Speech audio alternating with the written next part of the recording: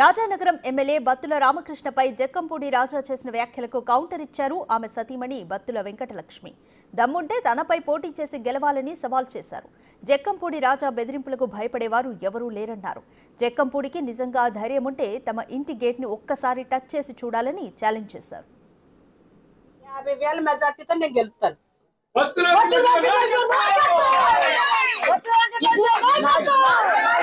ఈ సవాలు విసరడానికి మూల కారణం నా జన సైనికులు, మా పైన ఉన్న పవన్ కళ్యాణ్ గారి మీద ధైర్యం. నాకు ఆయన ఎంపీటీసీ పోటీ చేయమని ఎంపీటీసీ పోటీ చేస్తాను. నాకు ఆయనే టార్గెట్. ఆయన ఎంపీటీసీ పోటీ చేశాడనుకో నేను ఎంపీటీసీ, ఆయన వార్డు మెంబర్ పోటీ చేశాడనుకో నేను వార్డు మెంబర్, ఎమ్మెల్యే అయితే ఎమ్మెల్యే, ఎంపీ అయితే ఎంపీ. ఆయన దేనికి పోటీ చేస్తే దానికి నేను ఆపోజిట్ లో నిలబడి పోటీ చేస్తాను.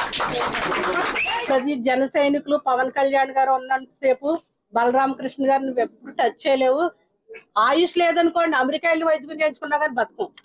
ఆయుష్ ఉందనుకోండి ఎక్కడన్నా బతుకుతావు. నువ్వు ఎవరిని చంపేలేవు. ఎంతమందిని చంపేసి నువ్వు రాజకీయాలు చేస్తావో చెప్పు.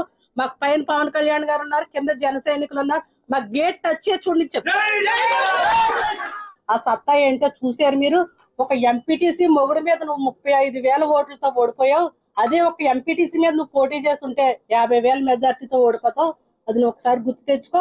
నువ్వు తర్వాత పోటీ చేసే బరిలో నేనైతే నిలబడతాను. మనిద్దరం అయితే పోటీకి వెళ్దాం. నువ్వు ఒక ఎంపీటీసీ మొగుడు చేతిలోనే ఓడిపోయావు. నువ్వు ఎంపీటీసీ మీద పోటీ చేస్తే ఎంత దారుణంగా ఓడిపోతావు అనేది ఒకసారి గుర్తించుకో.